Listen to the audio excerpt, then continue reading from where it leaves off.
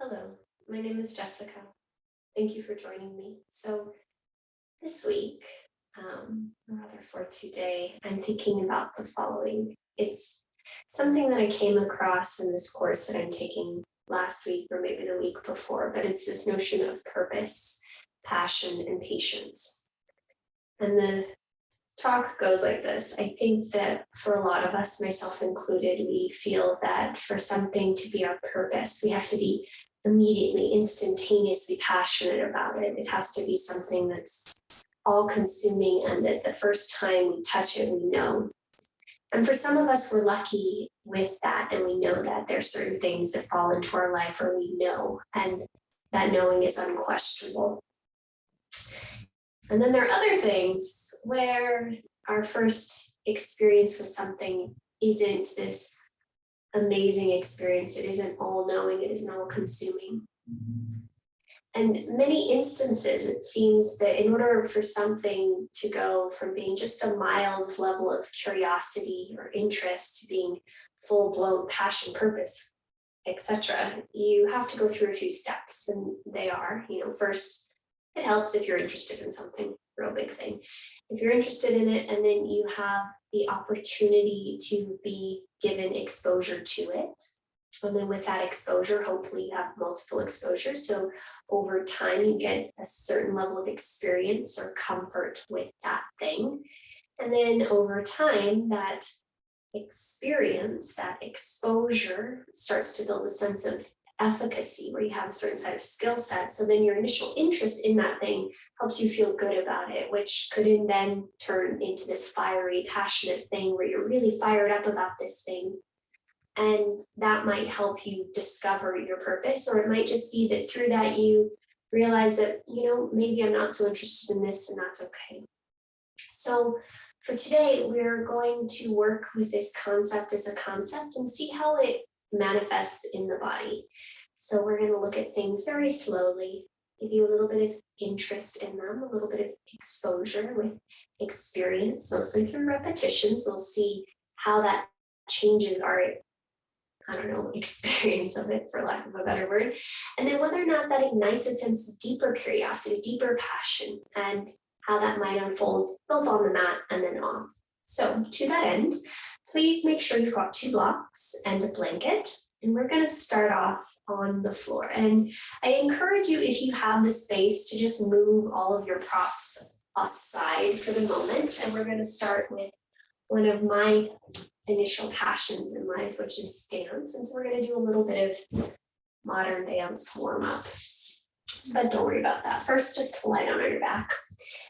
And when you lie down on your back, I encourage you to bend the knees and plant the feet about outer hip distance apart.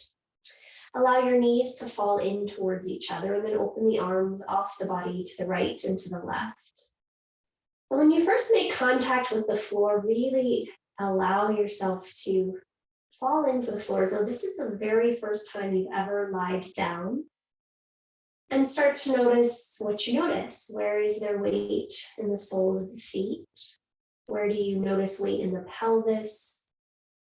Perhaps in the backs of the hands, the elbows, the upper arm, the shoulders.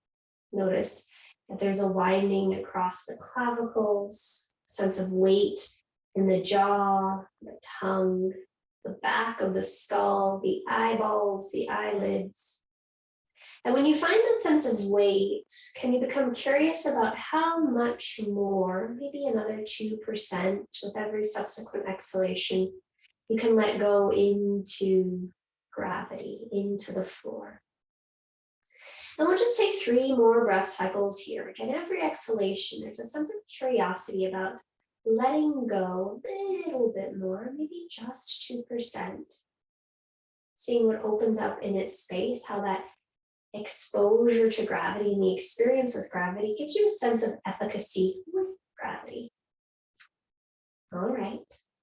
For our practice today, I encourage you to just remain mindful of your breath, and especially for these first few things. So go ahead and walk your feet so they're hip distance apart. You can open your arms out into a T shape, and then you'll take both legs over towards your left. From here, perhaps you stack the legs right on top of each other, and then clamshell your right arm on top of your left. So you're now in a side body position, your head's on the floor, your left arm's on top. Now you're going to start to reach out through your top hand, that's your left hand, and then start to create a giant circle. So your left hand, fingers stay on the floor, will go up and over your head, and your head, your gaze will follow your fingertips, so you'll come back onto your back, trying to keep your arm on the floor the whole time. Once your left hand gets towards your butt, the palm will probably face down, slide up and over your left hip, over the left thigh, over the left knee, back down to the floor and forward in front of you to meet your other hand. And you've got 3 more circles like this. And you're seeing how slowly you can move with this. So again, we're trying to have a sense of interest, a sense of curiosity. How does your body feel right now? How does the floor feel underneath you? If you're on carpet, it's maybe the same texture. If you're going from your mat to the floor, that might feel like a different texture. If you're on a hardwood floor, what does that feel like? And so you're just finding a sense of interest. So first step was that. Next time your left hand gets to your right, you'll pause.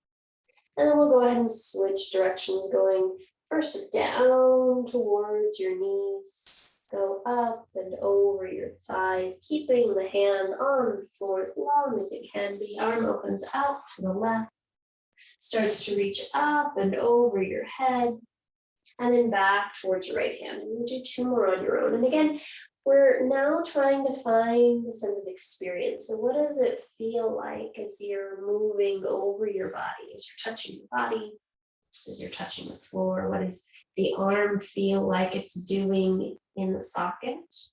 Shoulder, how is it moving on the back? How is the head moving along for the ride? And then, of course, since I haven't mentioned it in a while, what's your breath doing? How is it doing? Are you even aware of it? The next time your left hand reaches up and overhead and then comes to meet your right, you'll take 1 more half circle until you're back on your back in supine twist. Pause there for about 2 to 3 breaths, seeing if you can allow your left shoulder to drop even more towards the floor. And then when you're ready, you'll reach the left foot to the floor, draw the left hip to the floor, draw the left knee up, the right knee up, re-square your bum if you need to in order to come back onto your back. And then just pause, arms out to the side. Notice the weight in the shoulders, notice the weight in the hips. And then when we're ready, we'll take everything to the other side. So you might squish your pelvis or scoot your pelvis over towards the left a little bit to stack the left knee on top of the right. Close your left arm right on top of the right like you're closing the book. And then just as we did before, we're going to start with those circles. So the right hand, provided you have enough space, is reaching long in front of you, out, up and over your head, out, back, behind you, and swim it all the way down. And we've got 3 circles on this side. And this, you're going, again, can you be curious about what's happening on this side, on this part of your body in this moment in time? How does the floor feel? How does the air feel against your skin? How does the clothing feel against your skin? I can't speak for many of you, but I know that there's certain things in life that I feel like they have to be all-knowing immediately. But if we allow ourselves to just be present, we can find that there's so many things that can be curious in and of themselves. Now, of course, that doesn't mean that needs to become our life profession or our life calling, but we can find a sense of appreciation for them, even in the midst of it not being what we necessarily wish to do for the rest of our life. Okay, the next time your top hand meets your bottom hand, you'll pause and then you'll switch directions. So now the circle goes down towards your knees. It goes up and over your thigh. And as soon as that left hand can touch the floor, it comes to the floor. Maybe the palm stays down. Maybe it starts to spin up towards the sky as you circle the arm up and over your head. And then again, you'll pause and you'll breathe as you do this, noticing what you notice. Maybe this last few passes, you become more aware of how the world feels to you as the gaze just sort of rocks along with the movement of the shoulder girdle and the neck. I, in this moment, am becoming particularly aware of this giant spider that suddenly entered the room and is in the corner. And so we're just noticing what we notice. Okay, the next time your left hand meets your right, you'll pause. Take that last half a circle down so that you can stay in that supine twist and just take 2 to 3 breaths. So we start with interest. We hopefully have a sense of exposure to something that we're interested in. And then that allows us to start to develop some experience. So plant that left foot, draw the left hip down, left knee up, right knee up, re-square pelvis if need be, and come back to center. And again, you'll pause here. And I encourage you to take a few moments to rock and roll your pelvis a little forward and back. So these are really tiny. This is like the smallest thing imaginable. Like for some reason, I dropped a marble in between your pubic bone and your navel, and I'm asking you to draw a straight line between the two. So you're almost like going from 6 o'clock to 12 o'clock if for some reason there was a clock on your pelvis. Awesome sauce. All right, let's go ahead and come to a still neutral spot once we're there. And then open your arms out to a T shape or a cactus shape, whichever feels best to you. Go ahead and draw your right knee into your chest. Keep your arms on the floor. Flex so your left foot, start to slide your left foot forward along the floor. Now as that left foot goes forward, press out through your left big toe, push down through your left heel, the back of your left hip, and then notice how it feels like your pelvis tips again, just like we had it a moment ago. Keep that. Then lift your right shin perpendicular to the floor, so 90-degree angle. Flex through the right foot. You might choose to stay here, or start to kick your right foot up towards the sky. So we're working for a 90-degree angle. So push down to left heel, left thigh, left hamstring, reach up through right foot, but at the same time, root down through your right thigh bone into the right hip. Straighten that right knee as much as you can. Keep the right foot active. Take in a deeper breath. On your next exhale, gently bend the right knee, drawing it into the chest without the hands. Gently bend the left knee, put the left foot on the floor, cross the right ankle over the top of the thighs. Keep the arms as they are. Draw the left shin parallel-ish to the floor. Press the right ankle against the left knee. Press out through your right big toe. And see how close you can draw your legs to your chest without your arms. And you've got 3 more breath cycles here. How do you energize that right heel? How do you notice where the breath is on the right outer hip? Sensation on the right outer hip. 1 more breath. And then on your next exhale, gently release the left foot to the floor, send the right foot to meet the left, so both knees are bent. And then you're just going to pause and breathe and notice what you notice. How does the back feel? How do the shoulders feel? How does your jaw feel? Keep the arms as they are. Draw the left knee into the chest. Flex through your right foot. Flex through the left foot. Slide your right foot down along the floor. Pull all 10 toes back in alignment with their corresponding knee. On that right leg, flex through the foot, push down through the heel, push down through the buttocks, the back of the hamstring and the calf. And then from there, lift your left leg parallel or rather perpendicular to the floor. You might stay there, knee bent. You might start to kick your left leg vertical. So now we're making a 90-degree angle in our left hip, reaching up through your left foot, but rooting down into the left thigh, pushing down crazy hard into that right leg, and then seeing if you can soften any tension around your shoulders, around your mouth. How's your breath? Awesome sauce. On your next exhale, gently bend the left knee into your chest, bend your right knee, plant the right foot on the floor, cross your left ankle over the top of your right thigh, and then start to press the left ankle into the right knee into the left ankle, lift the right shin parallel-ish to the floor, and then we'll stay here for a few breath cycles. And again, you're pressing your left heel towards the right, you're drawing your belly in, you're drawing your right knee towards your right armpit, and you're noticing the sensation on the outer right hip. Nice job. When you're ready, we'll take 1 more breath in. And then exhale, release the right foot to the floor, release the left foot to the floor. Take a moment to pause and breathe. You might take that pelvic rocks once again, little pelvic mutation, and notice what that feels like. And then come to stillness, grab one of your blocks and slide it between your inner upper thighs on first or second setting. Okay, and the first thing that we'll do is we'll keep our arms out to the side at a 90-degree angle. So you might need to look and make sure your elbows are no higher than your shoulders. Make sure your feet are hip distance apart, spread wide through the soles of your feet, and lightly squeeze into your block. Okay, from here, inhale, push down through the feet, hug the blocks, lift the hips. And as you exhale, slowly lower your pelvis back down. We're going to do that one more time. So inhale, push down, squeeze, and lift up. And exhale, lower the pelvis down, reach the spine long.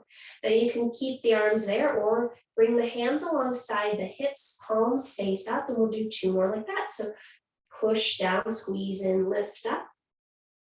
And exhale, slowly bring the spine down. Now, as we take this one more time, notice if you want to bring the spine down in one piece, or if you want to roll down bone by bone, push down, squeeze, and lift up.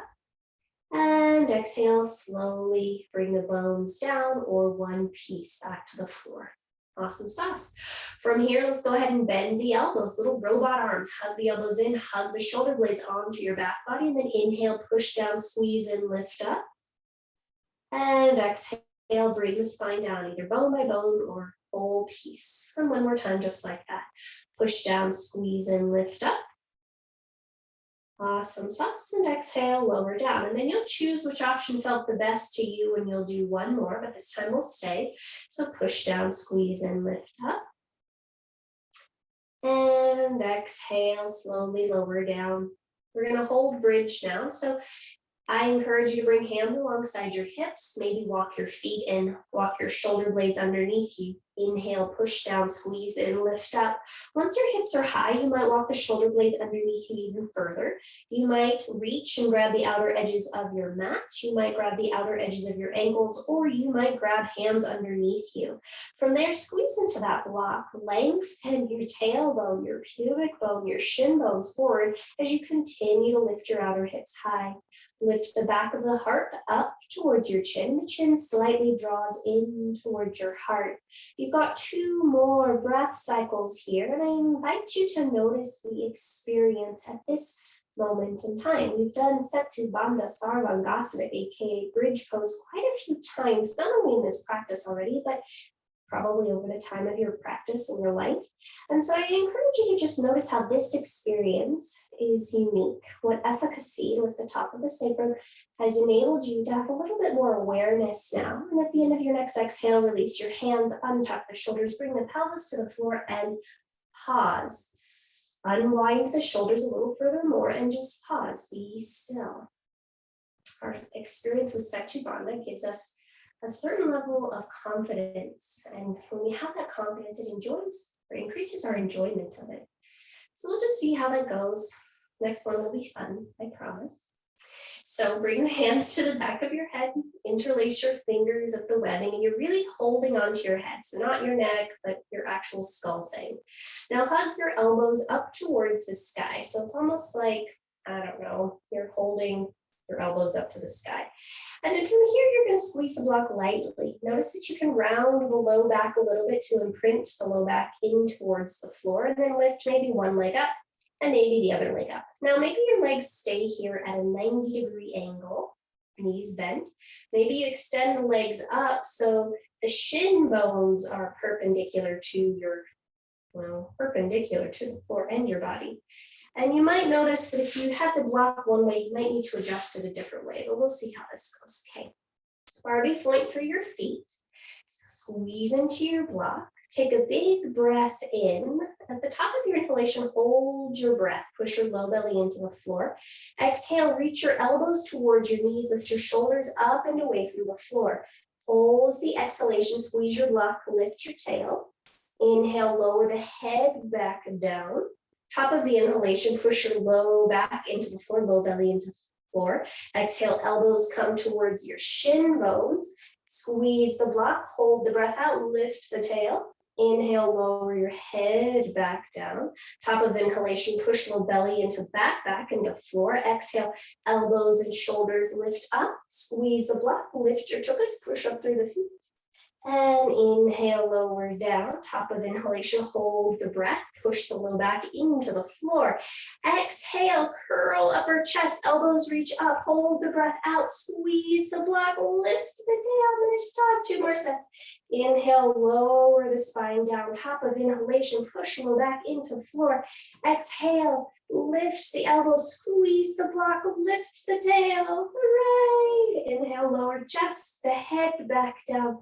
Top of inhalation, push low back into floor. Exhale, lift elbows towards your shin bones. Squeeze your block for dear life. Lift your tail, imprint the low belly. And inhale, lower head down.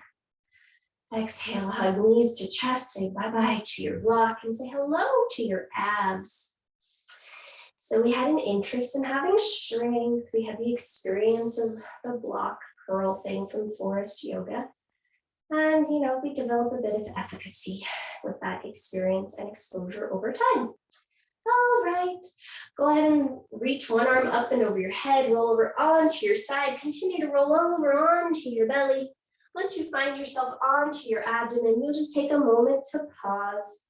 Cactus the arms out to the side. Look to your left hand side, your left elbow arm thing to the left. Look back to the right, step your right hand underneath your right elbow, push down into left elbow, push down into left palm, pull those points towards the right as you turn your rib cage towards the left back behind you. Maybe the right leg touches the floor behind you, maybe it doesn't, maybe leg is straight, maybe it's bent, but you're paying most attention towards what's happening in that left armpit, shoulder thing. And you got one more breath here. Very gently, you'll come back onto your abdomen, and we'll try that on the other side. So cactus both arms, slide your right arm elbow thing out to the right, look to the left, step your left hand in just a bit, so it's underneath the left shoulder elbow thing, and then push down through right hand, push down through right elbow, hug those points, suck them towards the left thumb, roll your left shoulder towards the top of your right shoulder. Breathe into the front of your right chest, pec major, pec minor, notice what you notice. And then very gently, you'll come back onto your abdomen. Great. Plant both hands alongside your ribs. Push up through a modified plank pose. And when you get to tabletop, you'll just take a moment to pause there. Make sure your hands are directly underneath your shoulders. Your shoulders are directly underneath your hips. And then you're going to take the smallest cat-cow in your life, only doing it at the pelvis. So like that pelvic nutation, those pelvic rocks that we took at the very beginning. So the rest of the spine stays integrated as you just rock back and forth, your tailbone up and down. Eventually, you'll notice that this can become a little bigger. So then your low belly and low back get involved. So then it becomes just a cat and cow from the navel down. And then eventually that can become a little bit bigger. So now your middle and lower ribs are going along for the ride. Head is still pretty neutral. And then you'll find that your upper and middle ribs can start to get involved. So the heart starts to sink as you've got these cats and cows going on. And then we'll start to allow the neck and the head to get involved. So maybe you gaze down towards your toes as you exhale and forward and up as you inhale. And you're just noticing what you notice. This is a very familiar shape that we've done, but our time on the mat has allowed us to develop the ability to segment movement, become more aware of it. So after you've done a few of those cats and cows, notice if there's any other movement that might feel good to you. So maybe some twists, maybe some barrel rolls, maybe none of the above, but you're allowing your interest to lead your movement. And a lot of that is based upon what experiences and exposures you've previously had about what feels good, what feels inviting to you. And sometimes, especially with asana, it might not have been the shapes that initially you were that gung-ho about. I know there's certain postures that I was like, oof, first time I did not like it. And then over time, I developed an affinity for them. Okay, let's go ahead and come to a still neutral spot. I encourage you to walk your blocks back towards you and to pad your knees if your knees happen to be sensitive with the blanket. From here, you're going to walk your knees, ankles, and shins together. Tuck both sets of toes under and start to push your pelvis back towards your heels. And we're just going to pause here for a moment. And you're going to notice how this feels. Make sure the pinky toes are tucked under. And then if you'd like, you'll stay there. Otherwise, you'll start to walk your spine a little bit more vertically. And then you might You might walk your pinky toes under a little bit more. From here, we're going to just reach our left arm forward, lift it up and over your head. Grab your left arm with your right, and you want to externally rotate the arm. Then bend the elbow and grab your left elbow with your right hand. And you might just stay here. You might reach the left fingers down the back. You might take a gentle side bend over towards the right. But you're just pausing and you're breathing. One of the things that I know I'm most guilty of from time to time is, what is it? Contempt before investigation. There's some things that I'm like, I don't want to do that. It's before I've even found whether or not I'm interested in it, whether there's something that holds some curiosity to me. Go ahead and lift your right arm, lift your left arm up, and exhale, open the arms out. We'll go ahead and switch the other side. Toe squat's kind of like that pose. I feel like grab your right arm, externally rotate the right arm, bend the right arm, and grab the right elbow. I feel like it's one of those postures that, when we first do it, we're like, oh my God, get me out of it. And if you're at that point, by all means, listen to your body, stand tall on your shins, still continue to open the right armpit. But sometimes, we're in it a little bit longer. We find that, there's something curious here about it. All right. Go ahead and come to a still neutral spot. If you're in that side bend, reach up through your left arm, reach up through your right, arms open out, and hooray. Come forward, hands and knees, tops of the feet to the floor. Pitter patter your toes, having a happy little temper tantrum if you like. Conversely, you can shift your way back, lift one and or both knees up and away from the floor if this feels good for your shins, knees, and ankles. And then very gently, if that blanket's there, go ahead and remove it before you lower your knees back down. And we're going to move on. Okay, so grab your blanket. And my blanket started off in the quartered position, meaning if it was a full blanket, it was folded in half and then folded in half again. And then from there, I'm going to take the fringe side, tail side, and I'm going to neatly and compactly roll that blanket roll all the way towards the other end of the blanket until it looks like I have a Tootsie Roll pop. Well, not Tootsie Roll pop, but the Tootsie Roll. From here, walk your blocks back. This will be very advantageous for you in a moment. And then you're going to bring the tip of your forehead, top of your forehead to the floor and slide that blanket roll under the backs of your knees. If you need space, make space. But head will come to the floor. Blanket roll will tuck tightly behind the backs of your knees and then start to push your pelvis back. So just like we did before, maybe you stay here, hands are on the floor. Maybe you start to walk those blocks in and you can start to bring your spine a little bit more vertical. Now, the more vertical you get, the more pressure that's putting on the backs of the calves and the backs of the thighs. So you attend to that for you. And then you might notice that you like to be still or you like to move around. I personally like a little bit of movement because it bifurcates the backs of my calves, but wherever you are, you have to make sure that you're breathing. This is one of those poses where a lot of times people go, so see if you can keep breathing. And I'll breathe myself as I'm sitting here with you. Or rather, as you're sitting here with me. Not sure how that goes. Okay. And then we'll go ahead and pause, and you might even find that you can get a little bit more vertical. The more vertical you get, it definitely changes the sensation of what's happening in the backs of the legs. Okay, then we'll go ahead and pause. We'll take a quarter turn of that blanket, now drawing it in the middle. Oh, that feels better.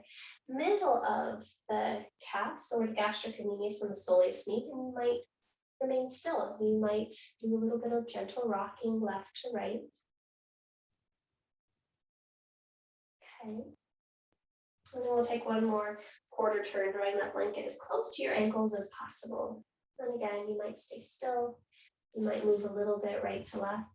You might be able to pull your toes up to your bum, and it's just a nice little contraction and flexion of the back of the legs, and just feel really nice. Great. And then let's go ahead and take one more breath cycle here.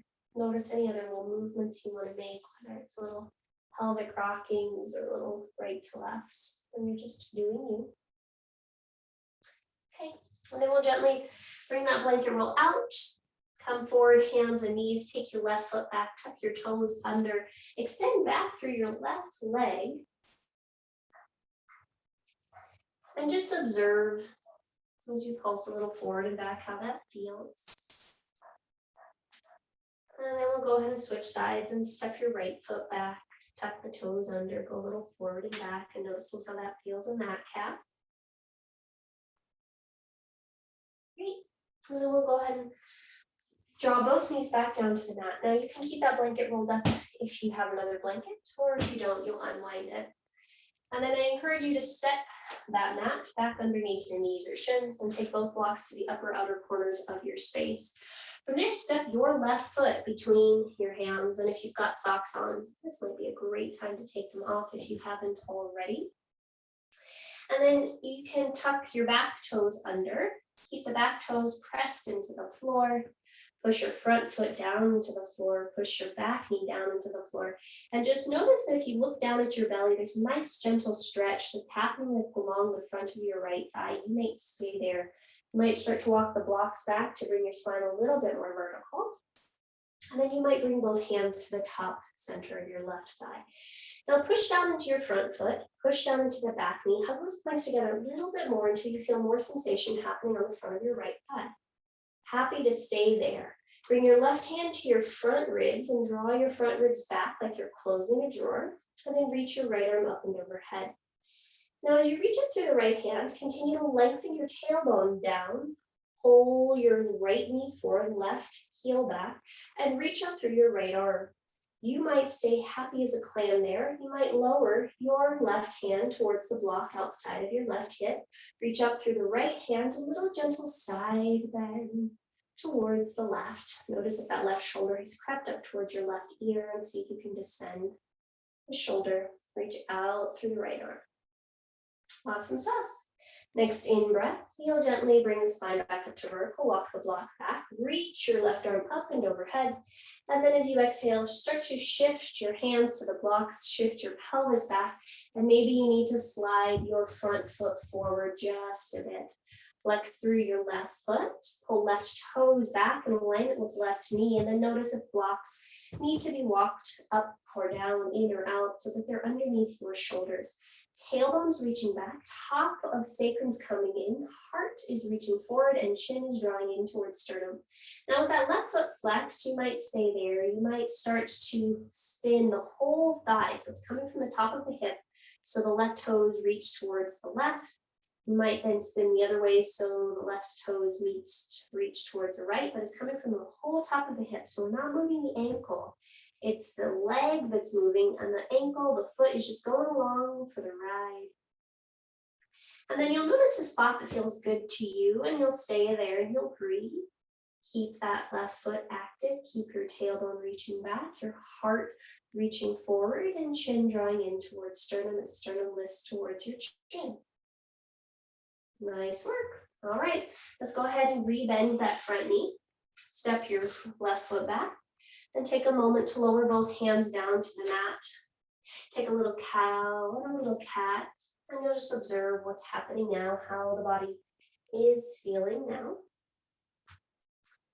And then we'll move on to the other side. So go ahead and come back to stillness. Highly encourage you to put hands on blocks, step blocks to highest setting, step your right foot between your hands. Then from there, push down into your left knee. Push down into your right foot and just look towards your left knee, belly button area-ish. You might stay there, noticing that you've got a nice little sensation happening along the front of your left thigh. You might start to walk your blocks back to bring your spine a little bit more vertical, and happy as a clam to stay there.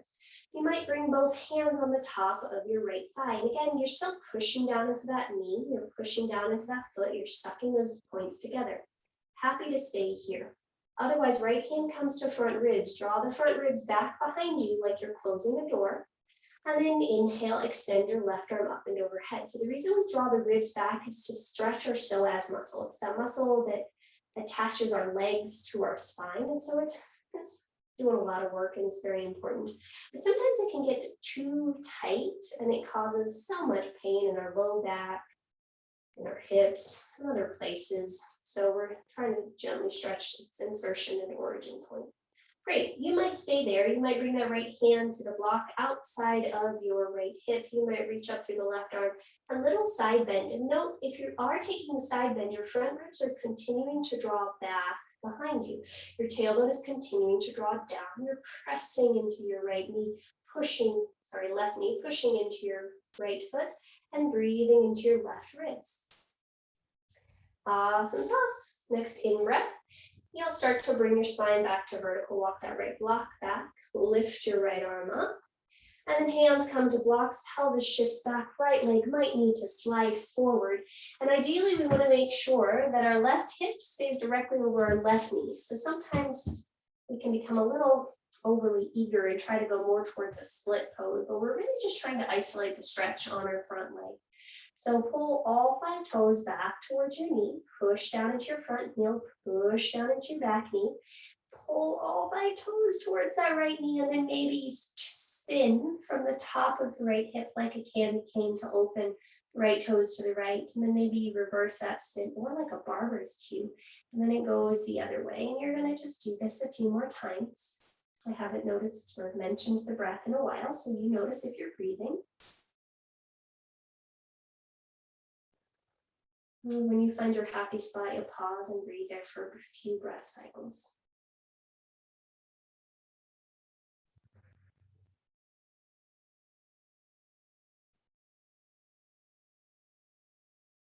Our experience starts to tap into a deeper sense of knowing.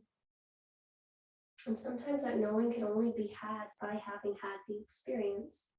We can't pre-know everything. And I guess that's the beauty of life. Next in breath, if that foot was turned out, go ahead and bring it back to neutral. Walk your right foot in. Plant your palms on the mat, and hooray, we're going to make our way. We're first downward facing dog. Lift your tuchus high. Now we spent some time opening up the backs of the calves and the hamstrings and the legs. So just observe how your down dog is feeling now. Let's push down and forward through the L shape of your hand. Wrap your triceps to the floor as you lift up through your inner armpit. Then notice if you can reach your sternum to your skull, sternum to your skull, but your chin towards your sternum. Your inner thighs spiral back, your outer hips hug in, and see if you can reach your feet back and towards the floor. So upper body is engaged, lower body is engaged, sit bones rooting down through heel, waist is lifting away from your shoulders. It's reaching up towards your hips. Nice job. All right, lower your knees to the mat. And if you need to, you might want to turn sideways if you don't have space or you just like having your knees on the mat. That's totally up to you. But from here, we're going to walk and stand tall with our blocks up in front of us. And then you're going to step your right foot out to the right. Now, when your right foot goes out to the right, make sure your right foot is in line with your left knee. Make sure your left knee is directly underneath your left hip. And then if those blocks are in front of you, make sure there's enough space for you to hinge your torso over. And then you're going to start to hinge your torso over. So hands come first to blocks, and then hands come to floor to mitigate that. And then you'll start to walk your hands forward. Now, your butt stays as it is in that same alignment. So your hip is over your left knee. Then walk your hands forward and come to the tips of your fingertips like little praying mantis.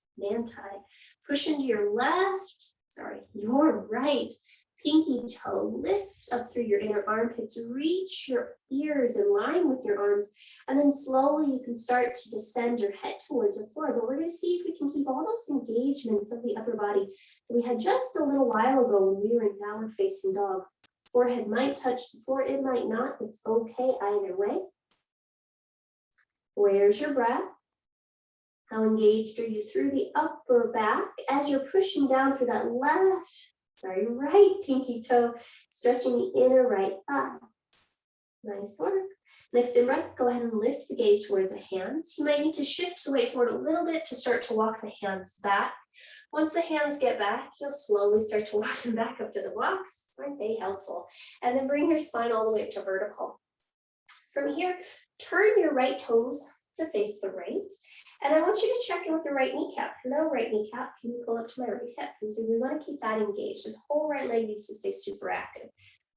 Excuse me. Make sure left hip is over left knee. And then that right block might come towards the inside edge of your right thigh knee area thing.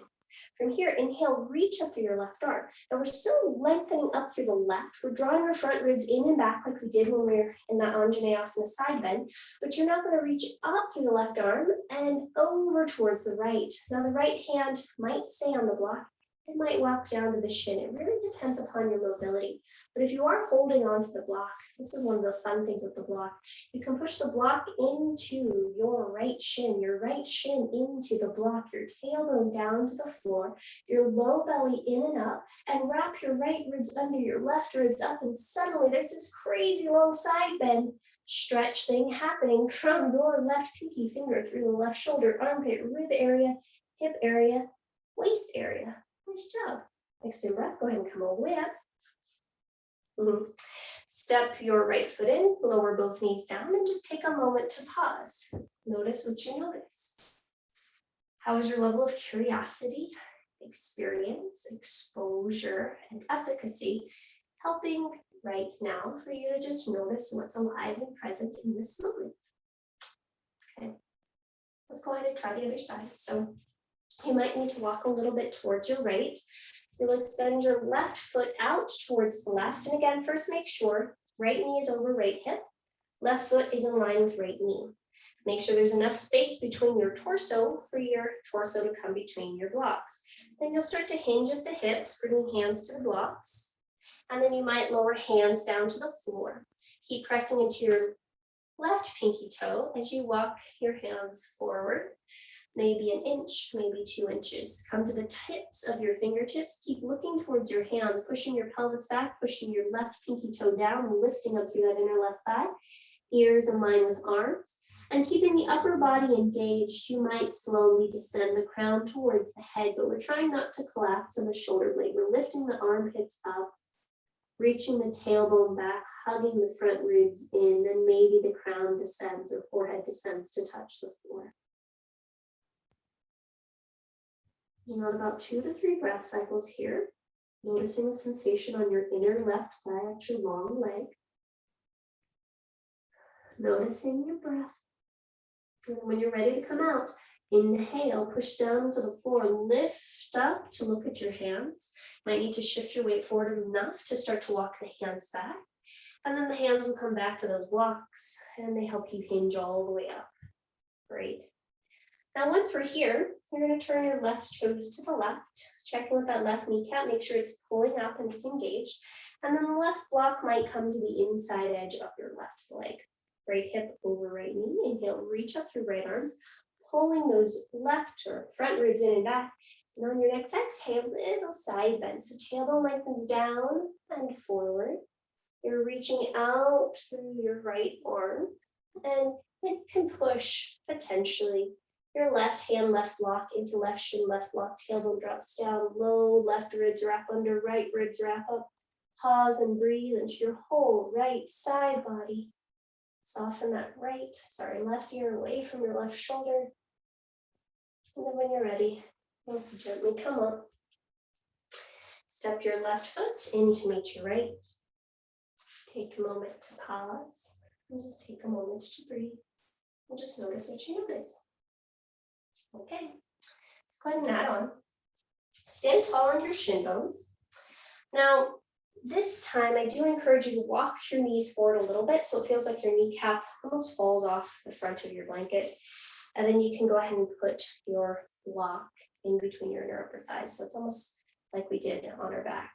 Now your hands are going to come to your back with your fingers ideally facing up. And it's almost like your hands are on your butt more than your back. But they're in that bony part. So you should be able to feel bone, like a triangular bone, at least underneath your thumbs. Now from here, let's go ahead and draw the shoulder blades together.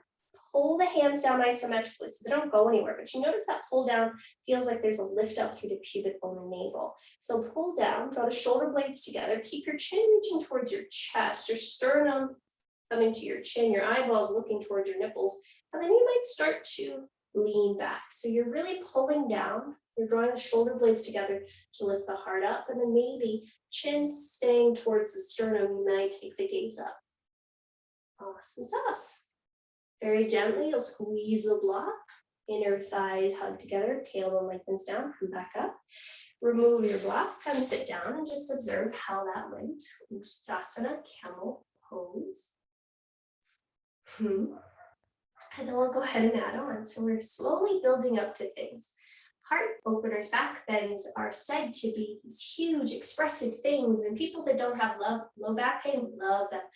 People that don't, or people that do have low back pain, not so much, but they can learn to love them. That could be one of their passions in life through a little bit of interest, a little bit of curiosity, some exposure, the right type of experiences, the efficacy to know how to take care of oneself in the shape, and then of course, the ability to do that. So we're going to try it again. We're going to try a slight variation this time. So if that one felt really supportive for you, by all means, please go ahead and do that again. I personally like having that block between my inner thighs. It engages my legs and engages my core in a way that makes me feel stable. But some people are like, yeah, but I can't go back as far, and that's another concern. Sometimes we like to feel like we're really doing stuff. So this time we're going to take a variation I learned from Guru Priya at Santa. So you're going to go ahead and tuck both sets of toes under, and I want you to separate your feet and your knees so they're about hip distance apart. Then you can bring your blocks back behind you, and the blocks are here if you feel like it's a little bit too challenging to hold your feet. So the blocks are wider than your hips. They're slightly back behind you. You're going to push down into the blocks and hug your shoulder blades onto your back. And notice that when you do that, it's almost like they thrust your chest forward. Then you might want to lock the blocks in a little bit more so it feels like you've got a firm base. Push down through the hands. Push down through the feet, start to curl your tailbone under. As the tailbone curls under, it starts to reach the pelvis forward. Keep hugging the shoulder blades together, and then you might start to walk the blocks in. Now from there, you can still lift the sternum. The sternum's coming to the chin's coming towards the sternum, and then your gaze might start to track forward and up. You might stay there. You might notice that your hands are pretty close to your feet, so you can release your hands to your feet, maybe on the inside, or just hugging the ankles. And then you can still keep hugging, tailbone down, shoulder blades together, heart and sternum lift. Awesome sauce. When you're ready to come down, chin comes to chest. Slowly bring your butt back towards your heels. If you need to, hands onto blocks, untuck your toes, bring the tops of the feet to the floor, and pause. And you'll just pause, and you'll just breathe, and you'll notice what you notice. Some things, sometimes, can be a little frightening to us in terms of how they unexpectedly come on us. Like, sometimes when you fall in love and you're like, oh my God, what the hell did that happen? Or, other things of that nature, where suddenly a revelation comes to you because you've allowed yourself to open to it. And I think that's what backbends are doing. And I think that, finding our purpose might be a similar thing. It might require patience and persistence. And the passion might come through that patience and that persistence. Okay, let's go ahead and add on. Or move on. Come forward, hands and knees, hands on the floor, shoulder distance apart. Walk your knees back and then tuck the toes under. Melt your heart forward and lift your knees and start to push yourself back to downward facing dog. And we're going to take this as a slow down dog. So lifting up through the inner armpit, slowly drawing the ears in line with the tops of your arm bones, pushing the shoulders down and forward into the hands down and forward into the floor, lifting your waist up and away from your hips, lifting your hips up and away from your waist. Sending the inner thighs back, and then noticing if you can elongate the neck even more so it's long and easy. And then draw the kneecaps up, send the inner thighs back, put the outer hips in. And just pause and breathe.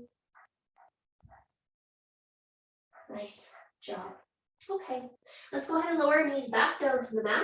And we'll pause here for a moment in Vadrasana, Thunderbolt Pose. Blocks will come towards the outer edges of your hips. Take your left hand, I'm going to turn actually. Take your left hand to the outside edge of your right knee. This right block hand thing can walk a little bit back towards the right and back behind you if you'd like.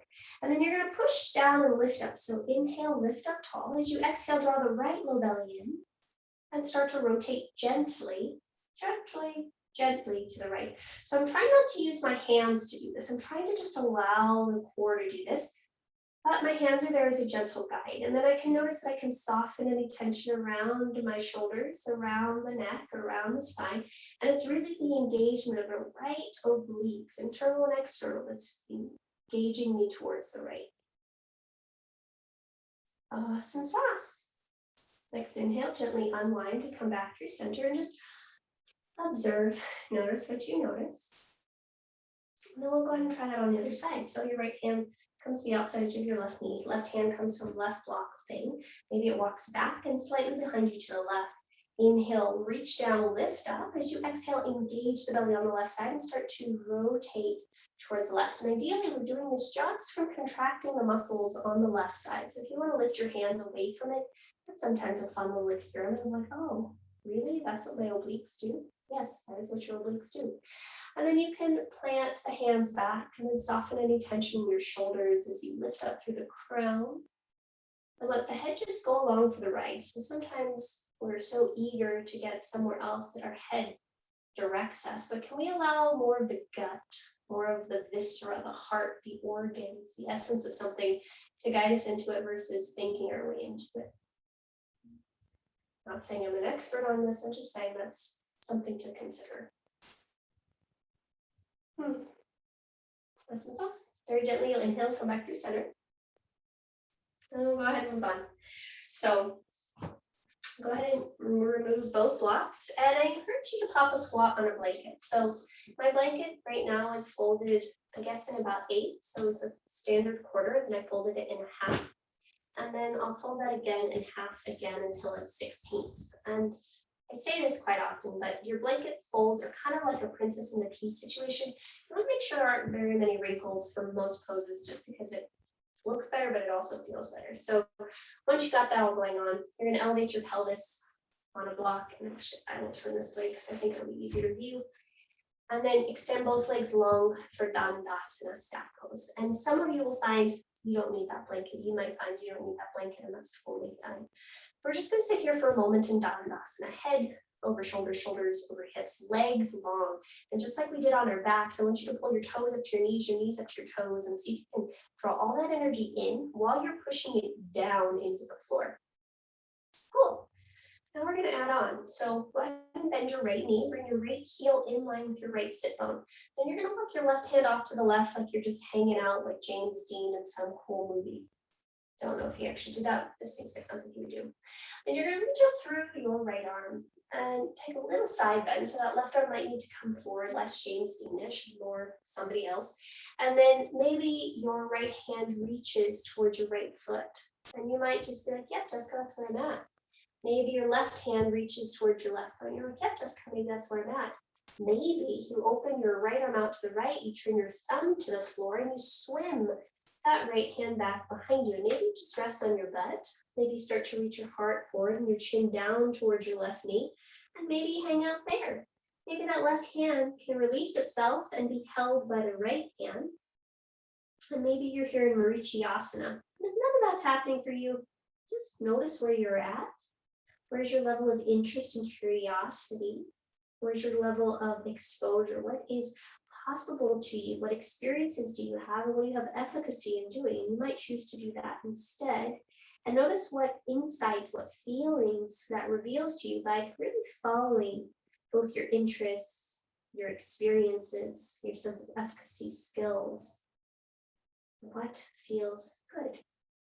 Awesome sauce. For those of us that are in Asana, gently release your left hand, release your right hand, swing the right arm forward, bring the spine up, send your right foot forward, back to Dandasana we go.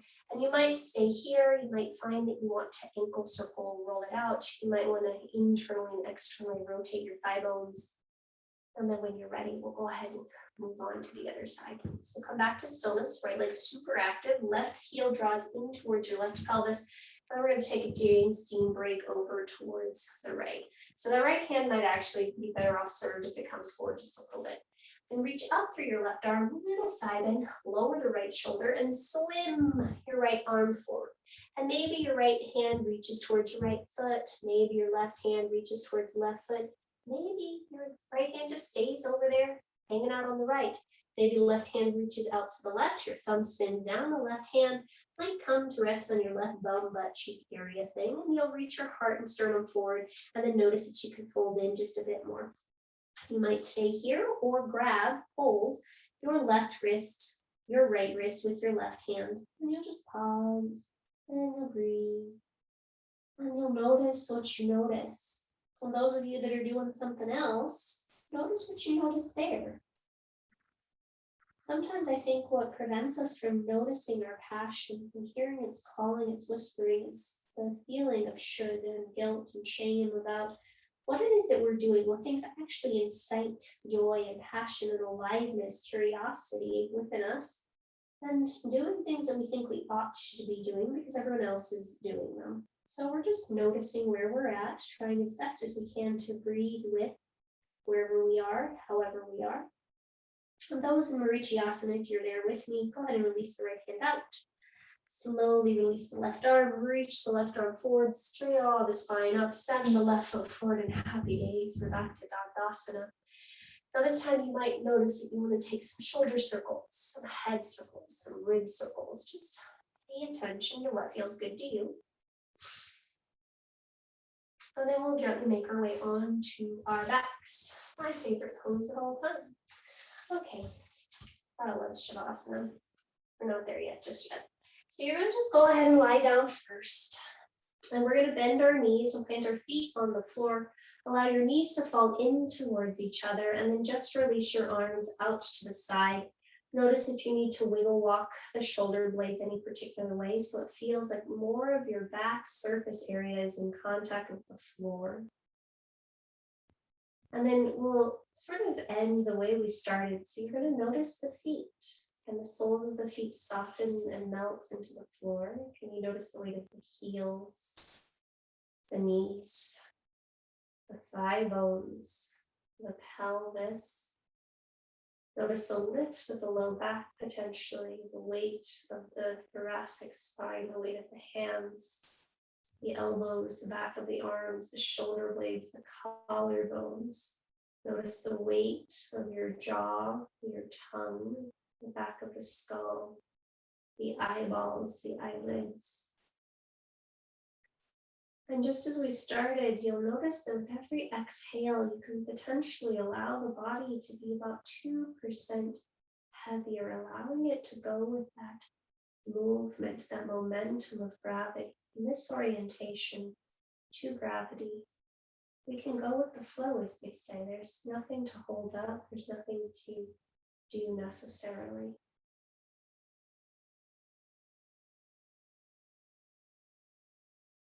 And as you continue to allow each exhalation to invite the body to be 2%, and then another 2% heavier, heavier, and heavier. Notice where you can soften any muscular engagement, any holding of the breath.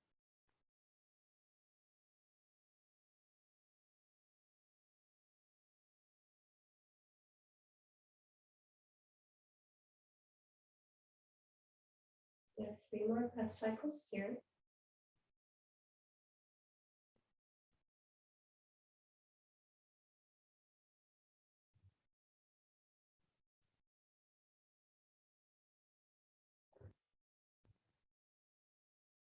At the end of the 3rd exhalation, make your way to whatever your final resting pose might be. You might stay here and take constructive rest. You might find that Shavasana is more suited to you. You might find that you want to do Supta Baddha Konasana with the support of the blocks, but you choose what feels best for you. Our time on the mat has given us a level of interest in how our body's feeling, how our breath's feeling, how our mind, our spirit, our heart are feeling. With that sense of interest, we've had a little bit of exposure. Thoughts have come up, feelings, sensations have come up. That exposure has given rise to various experiences. Those experiences give rise to a certain set of feelings that are really governed by how in control, how efficacious, I think that's right, we feel in our actions, in our place in the world, in our relationships. And all of that helps us have a sense of meaning, of purpose, of belonging in the world, and a passion around that sense of meaning and purpose.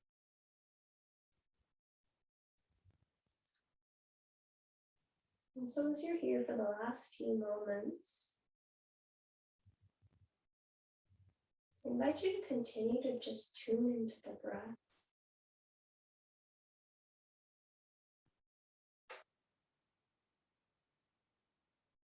Notice how the breath is moving in this moment.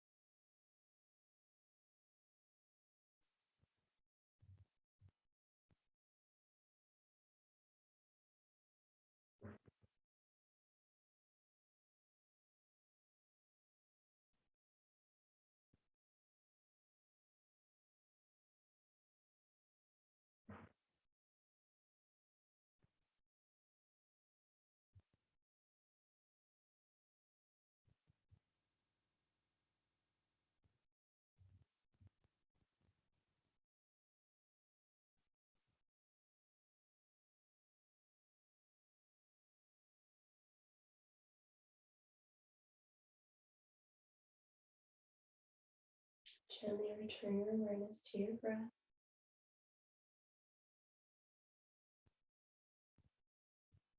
And slowly draw awareness back, the breath deeper into the body as you start to draw more of your awareness into the body in the room in which you're inhabiting.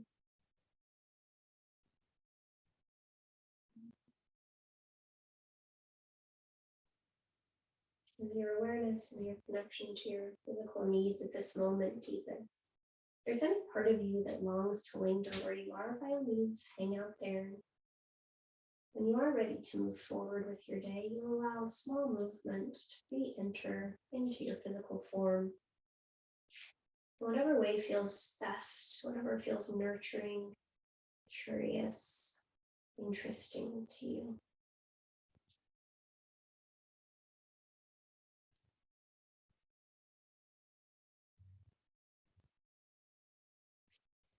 Gently start to make your way over to your right side, and you'll pause there in a soft semi-fetal position.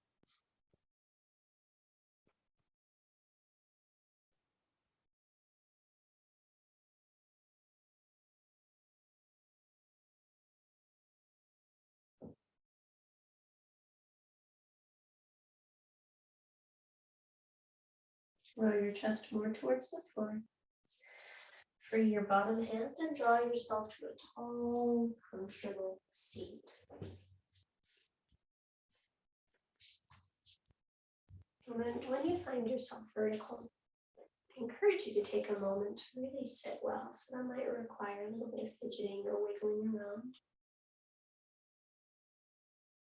Then you'll notice what it feels like to stack your head over your shoulders over your hips, to allow the arms, shoulder blades to slide down the back, the arms to slide down, the palms to rest into the thighs.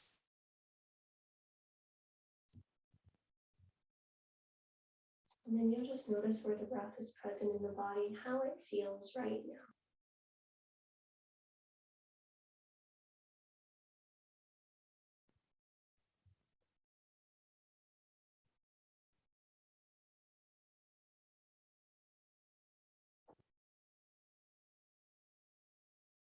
Go ahead and guide your hands to heart center, Anjali Mudra. Press your palms into each other. Receive the weight of your thumbs into your sternum and lift your heart towards your hands. Allow your chin to soften towards your chest and then gently exhale all of the breath from your mouth. Take a big breath in. Audible breath out. One more time. Breathe in. And out. Inhale for Om. Join if you'd like.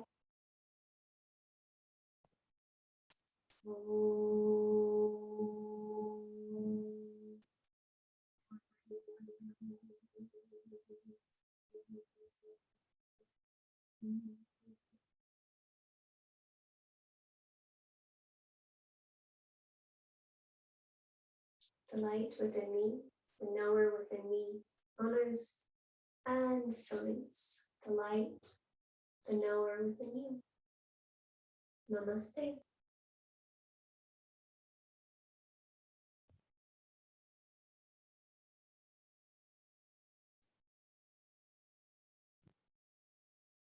Thank you for joining me. I hope you have a great rest of your day. And if you have any questions or comments, please let me know. Thank you.